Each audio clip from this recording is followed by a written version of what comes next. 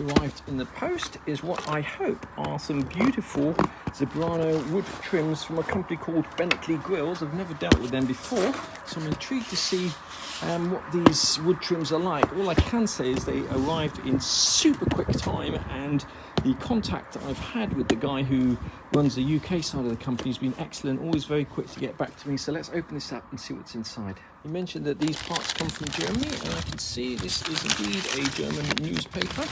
On the outside of the box is the photographs that I sent them. So certainly this is very well packaged. There we go, with compliments Bentley Grills. Many thanks for your purchase. Complete customer discount, very best possible online prices. Email me directly. Gosh, let's have a look at these things. So well packaged, I guess they have done this before. Whoa, look at that. Beauty. It is lovely quality. Backed with an aluminium plate. All we have to do now is obviously figure out how to fit that onto the existing plastic backing. So that piece there is exactly right. It's got the two sliders.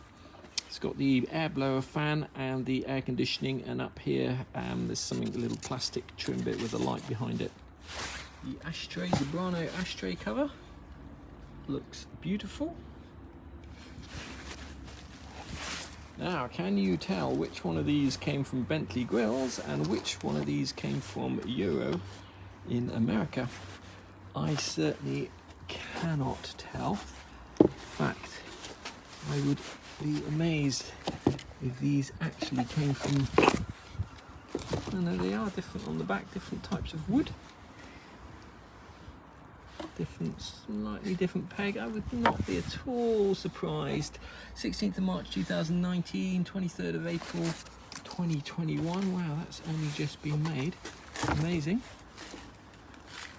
But those two look exactly the same in terms of quality, which is great because I have actually ordered the dash trims from Euro in America, A, because they're slightly cheaper, and B, because they could produce them, hopefully, much quicker than Bentley Grills. But I have to say, I'm really delighted with the quality of this piece here from Bentley Grills. As I say, it's a special piece for the project car we're doing because it just has the one hazard light switch in the middle.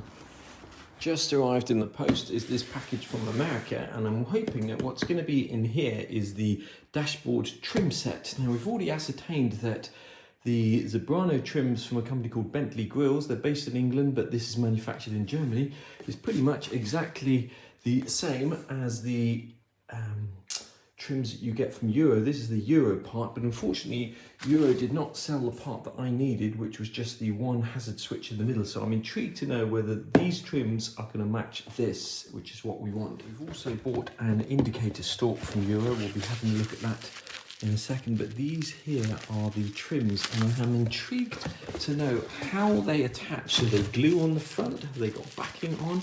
So let's open this up and have a look.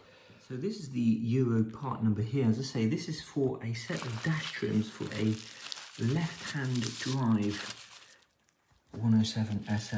Okay, wow.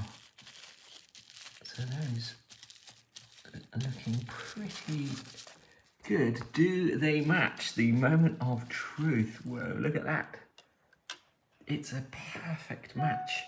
So there you go. That just goes to prove that you can mix and match the dash trim sets from Euro and from Bentley Grills. So if you need something specialist made up or something that isn't supplied by Euro, these guys I think tend to be slightly cheaper, you can actually mix and match, certainly on the Zebrano, which is great news because it means that we can now crack on with our project. Worth mentioning that when you buy the kit from Euro, you get the two types of centre dash trims. On the car that we're doing, we're going to need this one here because there are no light switches in there, but on the later SLs there's a little light switch in there that turns on the lights in the top of the strip by the window.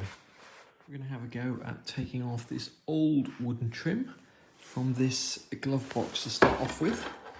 And that trim piece is just held on here by 4 small Phillips screws. When you take it off, be careful not to lose this spring button, Once you've removed this piece of trim here, you need to remove the actual lock in order to replace these trims. And the way you remove the lock is you just push this C-shaped collar up like so, and it should just clip off like that. And then once you've taken that piece off, in theory, the lock should just come out like so.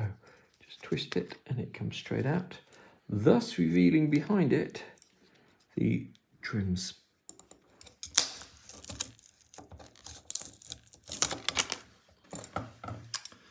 Once you've taken the old trims off, the new trims should just pop in there perfectly like that, which they do. Now these new trims are backed with either an aluminium or some form of backing pad, which makes them really easy to stick on, and those are going to look fantastic on there. We just need to figure out what glue we're going to use to stick them on.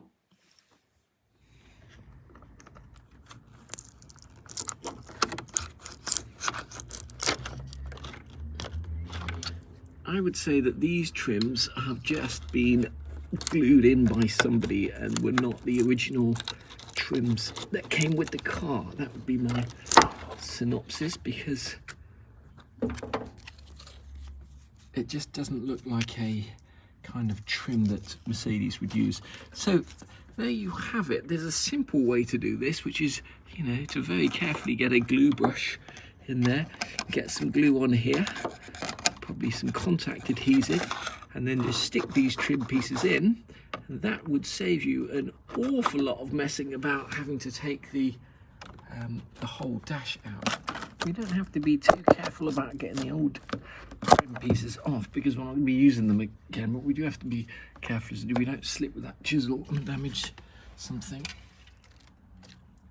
If you've watched my other video on how to take a dash out, these pieces here are held on the back by some clips that it's extremely difficult to undo those clips, and I would say really verging on impossible to undo them without taking the dash out.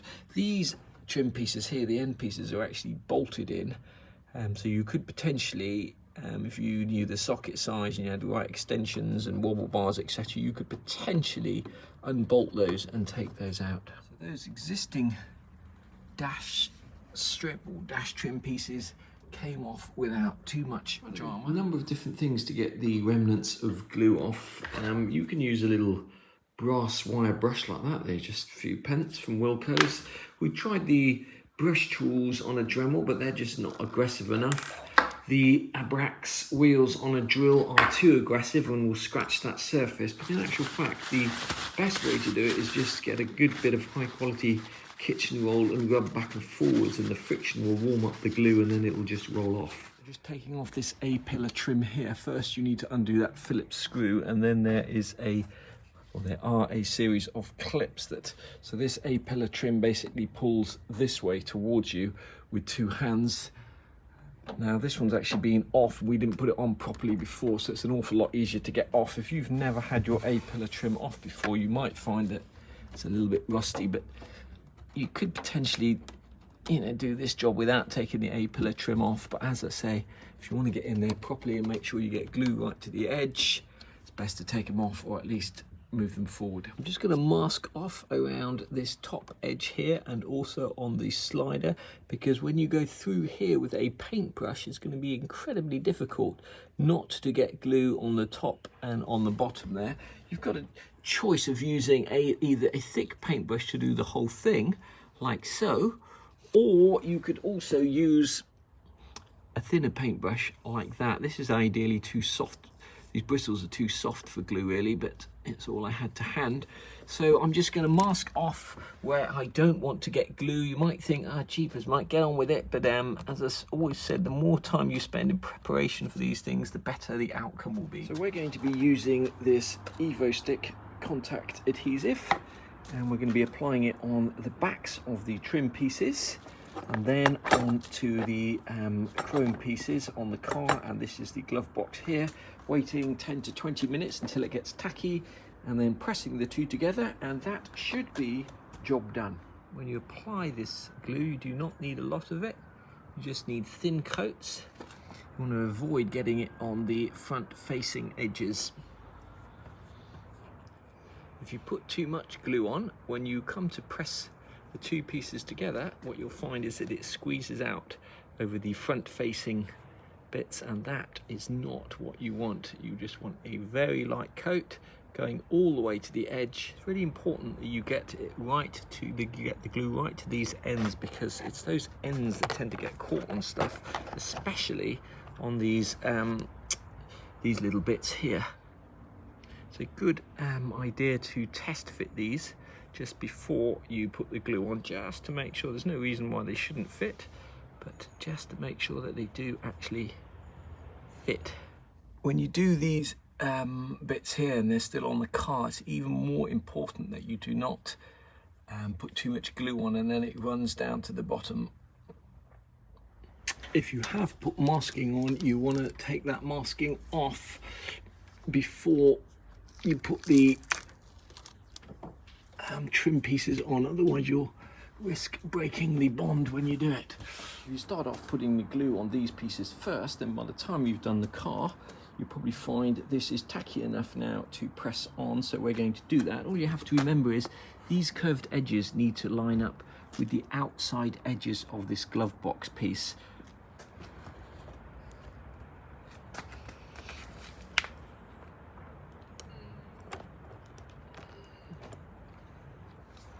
Just need to press that down. I'm going to use a couple of neodymium magnets, one on the back, one on the front, just to make sure that that sits flush. Now, if you don't have any Evo stick, you can actually use this trim fix adhesive. I've used it before, and just as an experiment, I'm going to use it again. You just need to make sure you mask up properly so you don't get this glue anywhere else.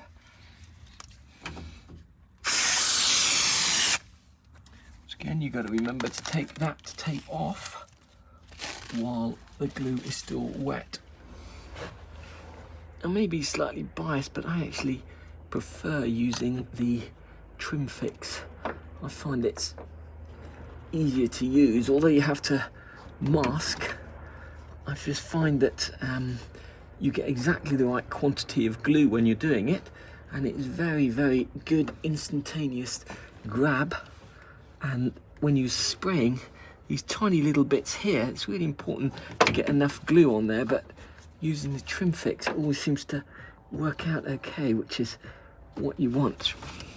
These little sliders here, which are the air sliders, interesting to note that they're not interchangeable. The right and the left are not interchangeable. They've got two holes on them and they only fit one way. And similarly, the middle one has got a different sized hole as well. So if you ever lost one of these and need another one, make sure you get the right one for your car and for your needs. We finished fitting these dash trim strips and they've come up really nicely, and they went on without any dramas, fitted perfectly. The only advice I would give is make sure you get enough glue on these really thin bits here to make sure they're stuck down properly. As I mentioned, you can either use contact adhesive with a paintbrush, or you can use a spray-on adhesive like the trim fix. The advantage of the trim fix or spray-on adhesives is you get an even coat on both sides. The disadvantage is you've got to make sure you mask up properly so you don't get glue everywhere. We're going to be moving on in the next video to the central console and the trim bits there.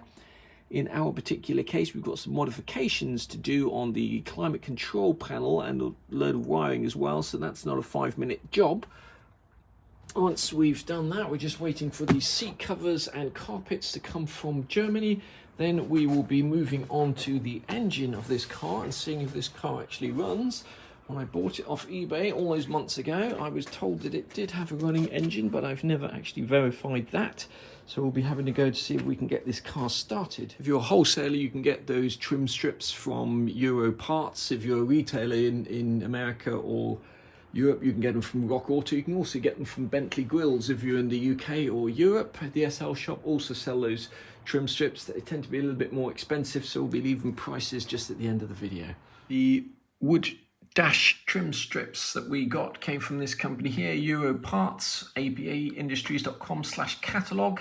If you're trying to find trim parts for your Mercedes, just Mercedes-Benz and type in wood, and then you'll find all the various trim that they do. They do walnut and zebrano. That we've got the zebrano trim sets here.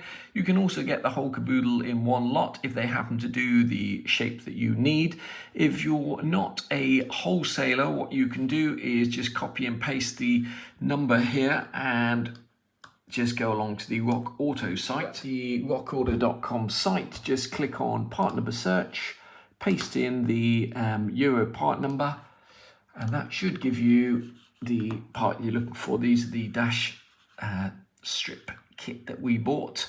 Do bear in mind that there may be other charges on top of that, like customs, VAT, postage, etc. You also get those dash trim strips, plus pretty much anything else you'll ever need for your Mercedes, whether it's an R107 Pagoda or any other type of Mercedes from these guys here. Bentley grills, as I say, my experience of them has been excellent. Really good communication. You might find things cheaper elsewhere, but the quality that they do is pretty good. And if you're in the UK, you don't have to worry about customs, import duty and all that stuff. Pretty much always be able to get whatever you need from the SL shop. Just bear in mind, if you've got a left-hand drive car, i.e. you're in America or Europe, getting stuff from rockauto.com and Euro is absolutely fine. If you've got a right-hand drive car, these will not fit a right-hand drive car. You need to go along to the SL shop or Bentley grills or something like that to get your dash trim strips.